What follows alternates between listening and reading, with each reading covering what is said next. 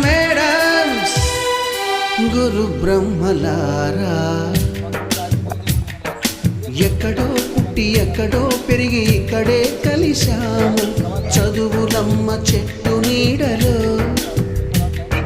వీడలేమంటూ వీడుకోలంటూ వెళ్ళిపోతున్నాము చిలిపి తనకు చివరి మలుపులు